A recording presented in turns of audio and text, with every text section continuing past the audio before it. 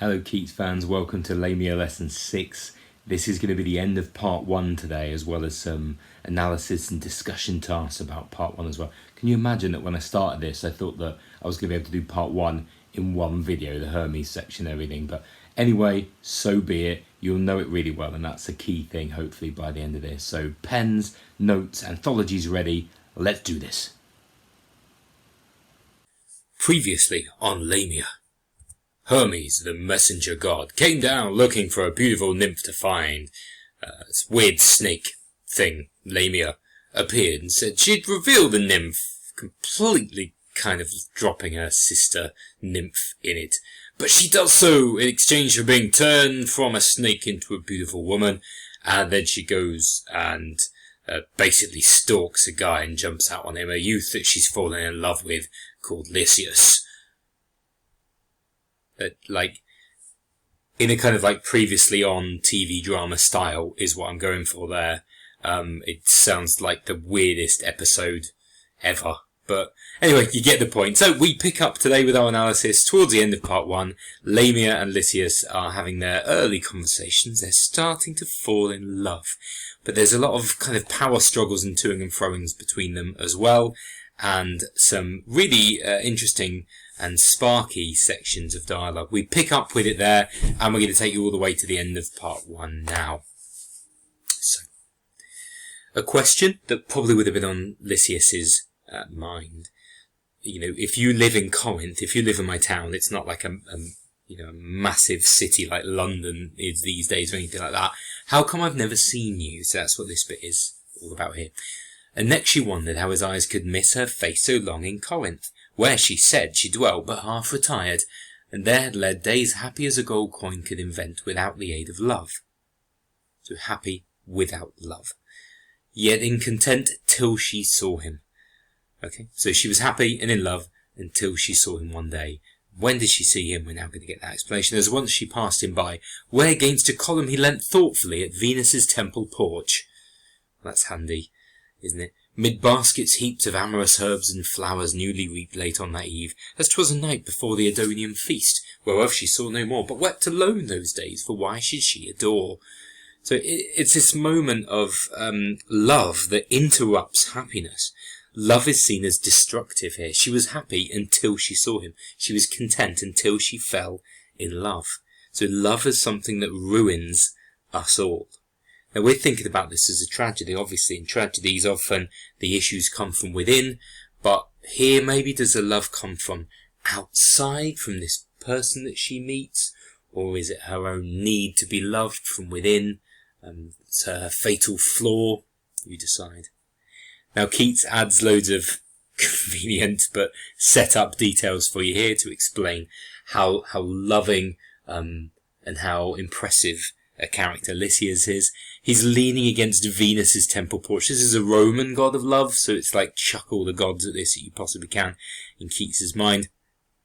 'Twas a night before the Adonian feast, so this is a feast in dedication to Aphrodite, the Greek goddess of love. So goddesses of love everywhere. Even the herbs and flowers are amorous. They're loving, like a kind of aphrodisiac vibe that we get there. So he's set up immediately as somebody very much connected to love and to love. But it's that love that seems to have ruined her. Now they're having this conversation, remember? Lysias from death awoke into amaze to see her still. Surprised she's still there, and singing so sweet lays. Then from amaze into delight he fell, to hear her whisper woman's lore so well, and every word she spake enticed him on, to unperplexed delight and pleasure known. Known. It's one of those assonance half rhymes that doesn't quite work, and you end up reading it really weirdly, but anyway, so be it. Look at this. From death he awoke into amaze. Well, he wasn't dead. He didn't just awake from death. He was just alive, listening to her in this kind of dreamlike state. Life, death, they're extremes, they're opposites, but for Keats they kind of exist in the same place. That negative capability of understanding that life and death is all the same. There are some interesting verb choices here as well. To hear her whisper woman's lore so well. So whispering and enticing him in the next line as well.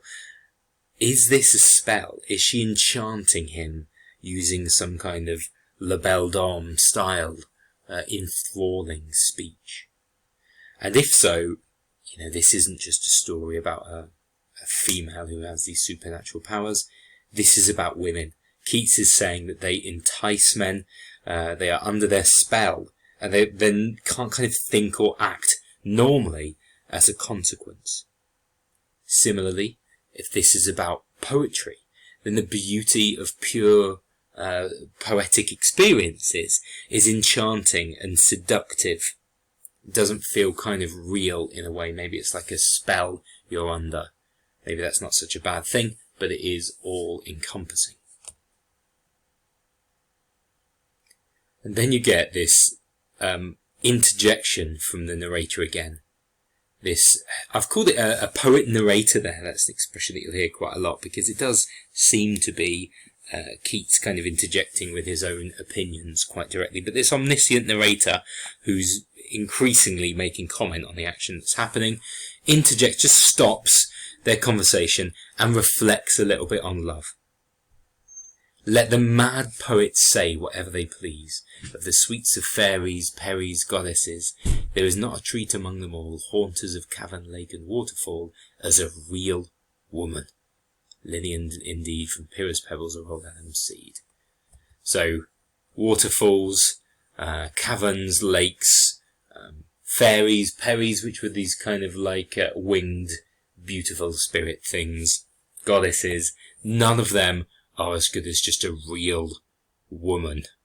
Keats is quite a declaration, really, and it's in praise of women. Absolutely, it does show perhaps his obsession with Fanny here, the kind of obsession with a person that we kind of haven't seen in tragedy since Linda's obsession for Willie in Death of a Salesman. So there's no treat in nature or the supernatural world as good as a woman. And then this really strange kind of, clear definition of what he means by a real woman, literally coming from old Adam's seed. So why he would need to kind of mention Adam and Eve, Adam's sperm within this is just really weird. But anyway, so, a real woman, one who descended from Adam, basically, is better than all of these natural things. And supernatural things as well. And again, we've got to remember that he's a romantic poet. Nature was kind of everything for a lot of these poets. This is a little bit more like maybe Shelley here, Percy Shelley, who again uses nature as a seductive technique, in a way, really. Okay. Back to the Lamia and Lysias then, after that random interjection. Thus gentle Lamia judged, and judged right, that Lysias could not love in half a fright. So threw the goddess off, got rid of her goddess style trappings. She stopped being a goddess and won his heart more pleasantly by playing woman's part. So she just became and acted like a normal woman. That was the best way to his heart. I wonder if Keats believes that women are actually goddess-like and they're just playing a part of a normal mortal for him, because he seems somehow amazing. With no more awe than what her beauty gave, that while it smote still guaranteed to save. Lysias to all made eloquent reply. So we've heard he was a scholar about 30 lines ago, and now we hear that he's eloquent in his speech, that is articulate and intelligent in the way that he talks. Marrying to every word a twin-born sigh. And last, pointing to Corinth, asked her sweet if it was too far that night for her soft feet. A couple of things to point out there. Every interaction seems to be competitive and toing and froing here. She won his heart. A kind of competitive, almost sporting expression there. His reply has a sigh in it every time, so it's happy but it's sad at the same time. These kind of continual oxymoronic elements. Keats loves a contrast after all. Keats loves a contrast. There's an irony there as well. He asks her, is it too far back to Corinth for your soft feet? Like she's playing this damsel in distress, delicate, fair maiden. But really, she's much more worldly than he is.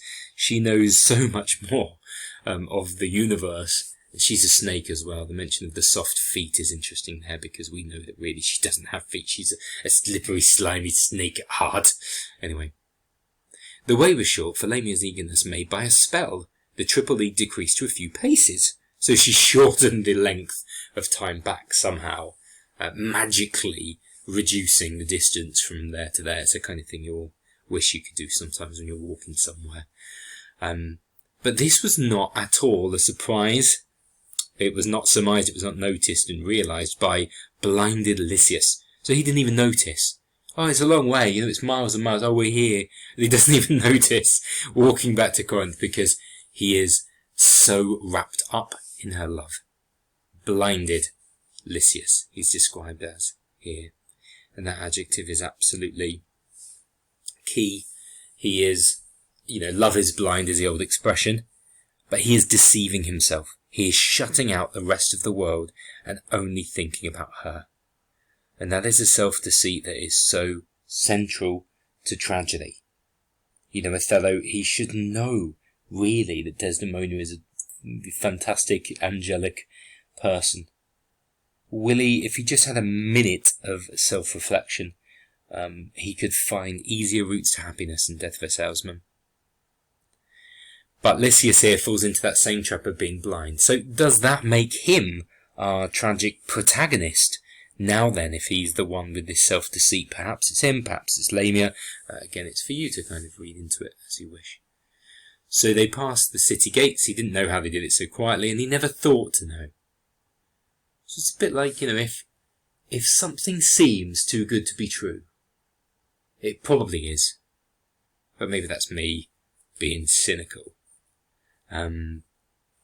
He just doesn't think, I don't want to know how we got here so quickly. I don't want to know how we've gone past the city gates without saying anything, or getting past the people and stuff. I don't want to know. I just want to exist in this happy state. You can't blame him in a way, really. I think human beings are all a bit like that. Anyway. Now the focus slightly shifts to the population of Corinth and normal people in their society. As men talk in a dream, so Corinth all throughout her palaces, imperial, and all her popular streets and temples loomed, muttered like tempest in the distance, brewed to the wide-spreaded night above her towers. So all the people are there, they're around, they're talking, and they're probably talking about these as well, as Lamia and Lysias make their way through the city, through town, to this place that Lamia is going to build for the two of them. Men, women, rich and poor in the cool hours, shuffled their sandals o'er the pavement white, companioned or alone, while many alike flared here and there from wealthy festivals, and threw their moving shadows on the walls, or found them clustered in the cornish shade of some arched temple door or dusty colony. Not important! They got back, there were people around. But that's what they look like in Wilcott's drawing. You get the point. This bit's a bit more important.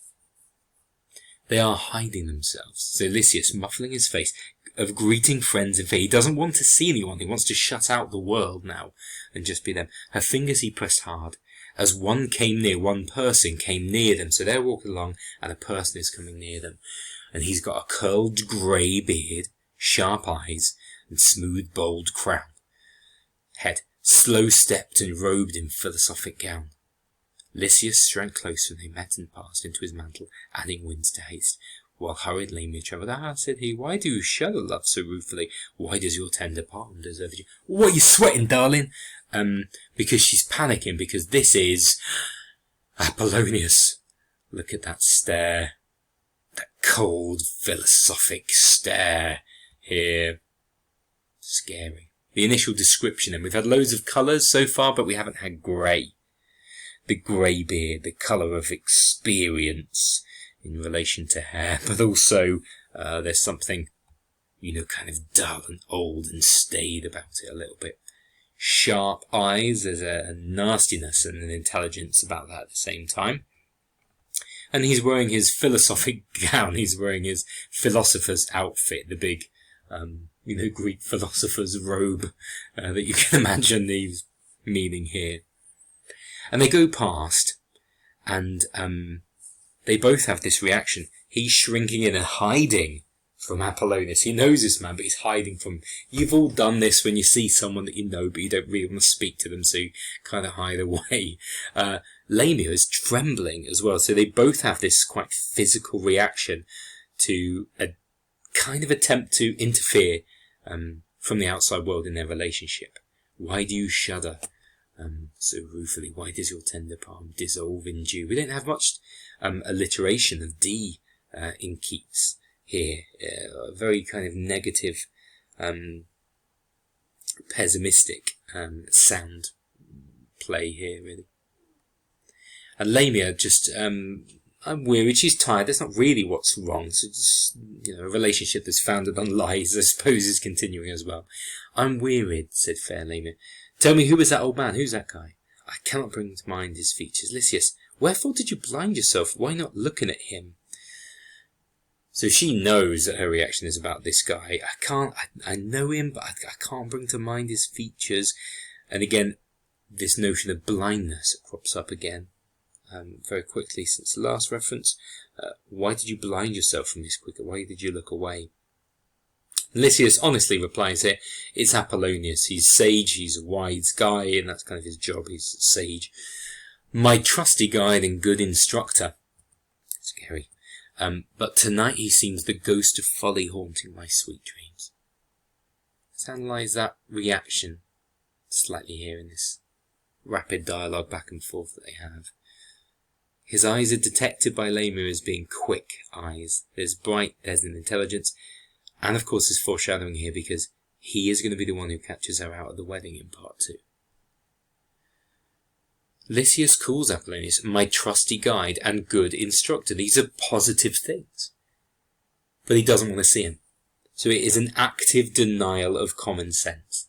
It's not just not realising or accidentally having the wrong dreams, like Willy Loman having the wrong role models and stuff. This is an active process of denial of his kind of common sense approach here. And if you have a look at the metaphors that Keats and Lysias choose for Apollonius, he seems like a ghost, the ghost of folly. Folly is like happiness, silly happiness. The ghost of folly haunting my sweet dreams. Weird to think of Apollonius as a ghost. That's a strange way to introduce him. So it must be the foreshadowing of later on when Apollonius brings about the death of these two lovers. So that's Apollonius, and they've met him, but he doesn't come back again until part 2 now. As they arrive at this incredible palace, I don't know if it looked like this, I've just looked at a picture of a palace from Google, but anyway, while yet he spake, you didn't get a lot of past tense of speaking as spake anymore. It's quite useful, really. Spoken, spake is better. Better. Anyway, while yet he spake, they had arrived before a pillared porch with lofty portal door, where hung a silver lamp, where phosphor glow. We've had phosphor before, haven't we? That transformation of Lamia featured this phosphorus transformation, this bright, fluorescent, dangerous chemical substance. Strange to hear this little glow happening there, kind of neon glow in this house that Lamia has created. Reflected in the slab steps below, mild as a star in water for so new, and so unhullied was a marble hue.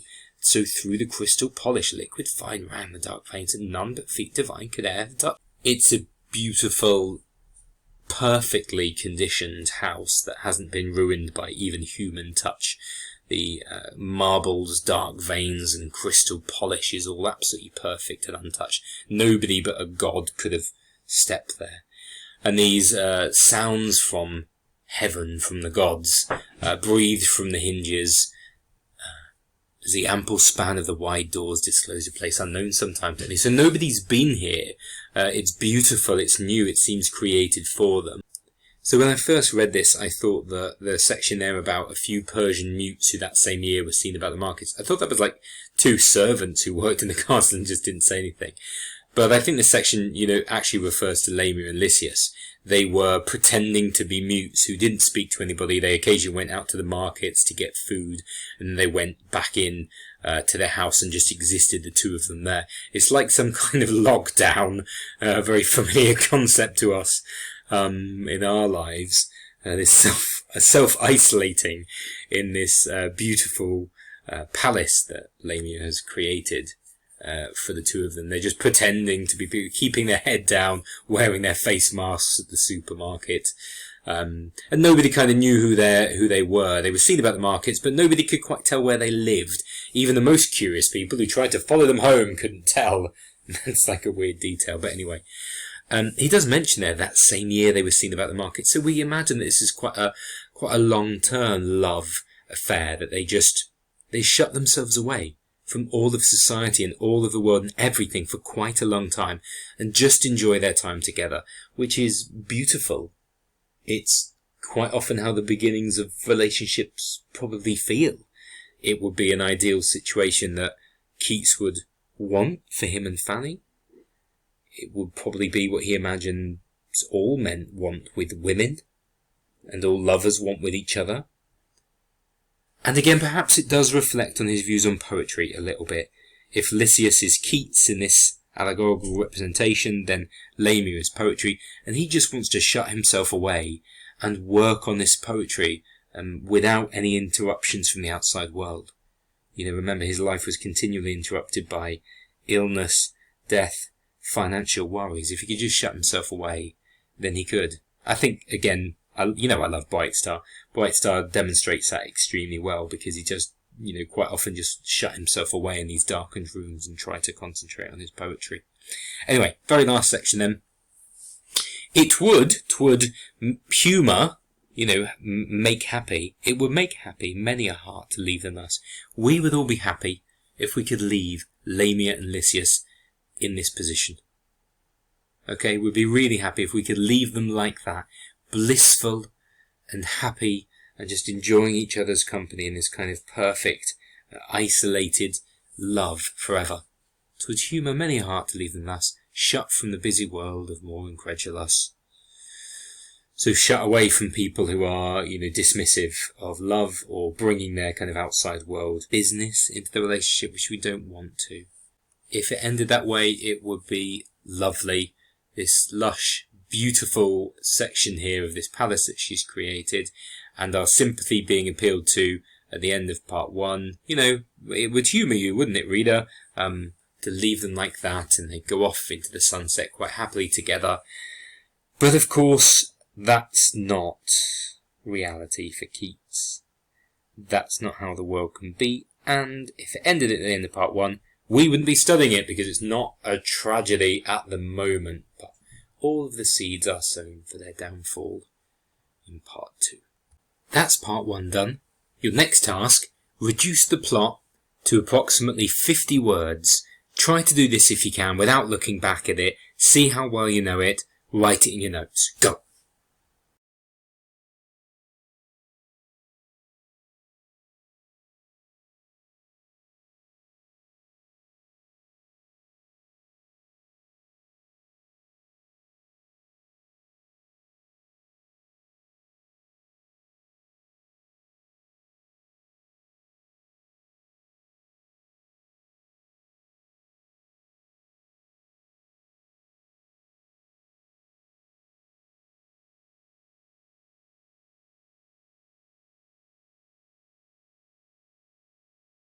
Some discussion points for you now that I'd like to have a think about and jot some notes down. And it's okay if you've got, differing opinions about them, or you're conflicted. That's a good thing, really, when you think about forming some arguments in exams, that you need to think about alternative perspectives. So, male-female relationships, they're at the heart of so much of what Keats does. Let's trace that through up to the point we're at the moment. When we started, it was Hermes who was very much the predatory male, described as taking his prey, when he came looking for the nymph and secured her, even though she wasn't very sure at the start. That obviously constructs men as being the aggressors in relationships, the ones in control. Although he couldn't find a nymph, to be fair. And that was assisted by Lamia anyway.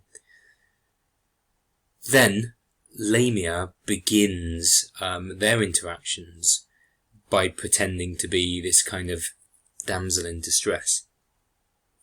And then she does exactly the same thing with Lysias as well. She's self-pitying from the very beginning, but is actually very powerful. So you could say that Lamia for Lysias, oh, are you going to leave me here alone, acts like a damsel in distress when actually she's a femme fatale. These are both stereotypes. So not great really in a way, but these are the kind of literary archetypes that Keats is borrowing and then swapping around. It's a dangerous role deception. What could that mean about the way he feels about Fanny? Have a think.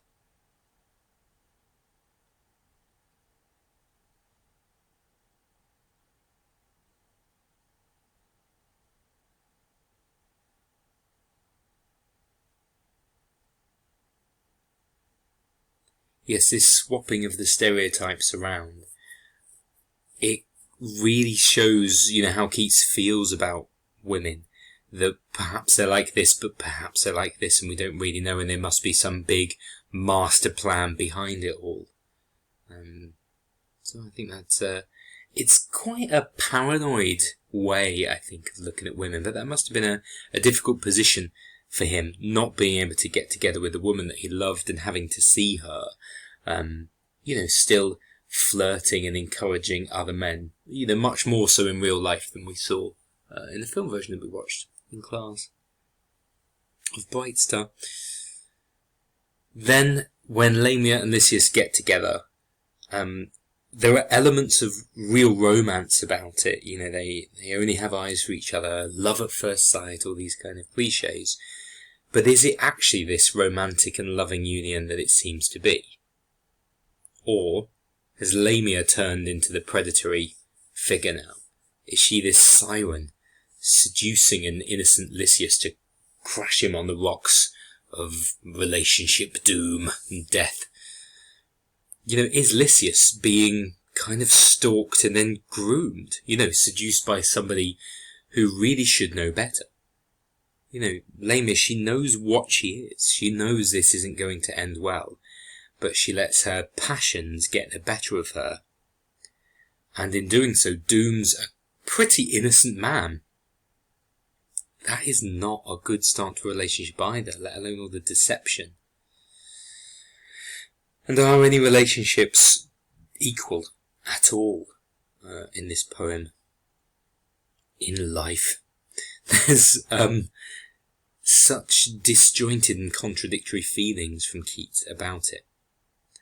But we've got to keep our tragedy hats on, and here I think we need to think about how much of the problems that these characters are creating for themselves, do they come from within, or do they come from elsewhere? Is Lamia's need to be loved the thing that is her downfall? Is Lysias's blinding of himself what contributes to his downfall? Or is it actually Lamia's fault for doing that? Is she an active third-party agent who brings her down? That wouldn't really brings him down. It wouldn't really correspond to a kind of Aristotelian view of tragedy, if you think of it like that. And I think that's why Lamia is useful, because you can use it to back up some of the other things you might be saying about La Belle Dame or Isabella. But it also acts as a counter-argument quite a lot of the time. Lamia, we feel great sympathy for her. Is her doom brought about by Apollonius and Lysias is brought about by Lamia? Are these people actually not being brought down by their own hamartia in the same way that Othello, Macbeth, and even Willy Loman are? So it's a route that you can go down, perhaps. Okay, make some notes. Good stuff.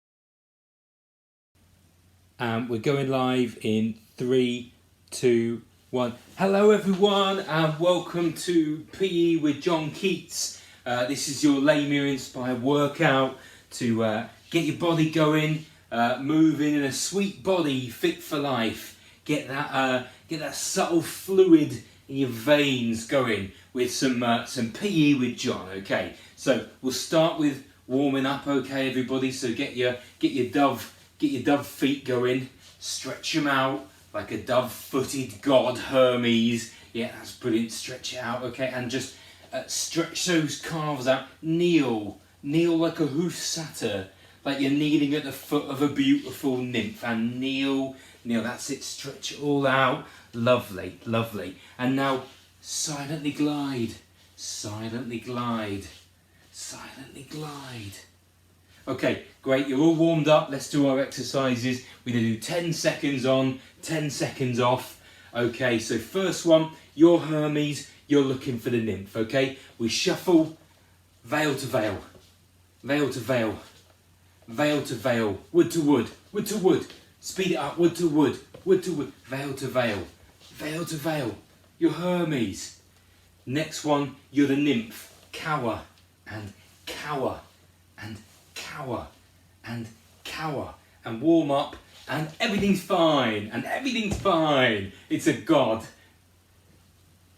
Next one, cercle couchant, like a snake, all tightly wound, cercle couchant. Perfect. Right, next one, you're Lamia, you're transforming, you're convulsed in pain. From a snake to a woman, You're convulsing with pain. From a snake to a woman, and relax. Get yourselves a drink. I'm having bubbling honey. Keep hydrated. Now, next one, this is really good for your legs. All right, you're Lamia, you're waiting for Lysias to pass. So wait for him. Spring up, there he is. Wait for him. There he is, seduce him. Wait for him, there he is. And relax. That's great. We've got any shout outs? Don't forget to hit like, subscribe, PE with John Keats. We've got any likes or nothing? Nobody. No likes. The critics didn't like me in my lifetime, so no likes. What's that one comment? Charles Brown, loving your work. Cheers, mate. Excellent. Yeah, keep it up. Very good. Any other? Is Fanny on there? No. That's fine. Hit like and subscribe, everybody. P with John. Keep it going. Right, next one. We're going to walk to Corinth. It's a long way, all right? Walking to Corinth. Oh, we're there. Yeah. Don't question it. It's a very quick one, that one. Well done. P with Joe. See you again next time for more of a workout. Yeah. Woo! Let's conclude Lesson 6 by having a look at a quotation from John Keats himself. He said, "Do you not see how necessary a world of pains and troubles is to school an intelligence and make it a soul?" What do you think Keats meant by those words? How does it help us to view Lamia in particular as a tragedy? Have a think, make some notes.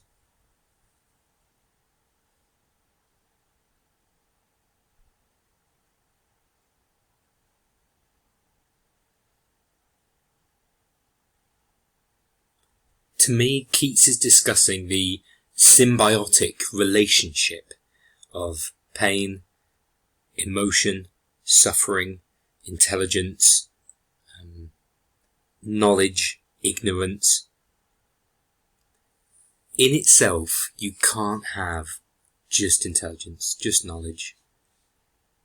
He's saying you almost need to suffer to become a full human soul. And I think he would have found some comfort in that, in some ways. As an intelligent person himself, but one that the critics didn't recognise, he was perhaps too acutely aware of how pain, suffering, denial, and the inevitability of death is a part of life and was a part of his poetry as well. You can see in this that he can't stand the kind of raw intelligence showing off that you had with a lot of the intelligentsia in the early 1800s. other late romantics, just demonstrating their ability in poetic technique without any soul behind it. But he also means it the other way around as well. You can't just have pain and trouble, you have to have intelligence as well. And that's why in Lamia, when we have a look at what Lamia brings, what Lysias brings, and what Apollonius brings, none of them by themselves completely work. They're almost aspects of one personality in a way. And if you try to have one without the other, there is no balance there. It doesn't make it a true human soul, a true human experience. He thinks that you need the pain to become truly real. I think that can really help you to understand Keats's tragedies, these extreme emotions. But they are ones that create a realistic human experience. That's my view. You might feel differently. That's completely fine. I'm just putting it out there and trying to help you understand Lamia in relation to his other poems and how you can use Lamia in your exam response. Okay, that's everything for lesson 6, and that's the end of part 1. We're going to start with Lamia part 2 in our next lesson. See you then!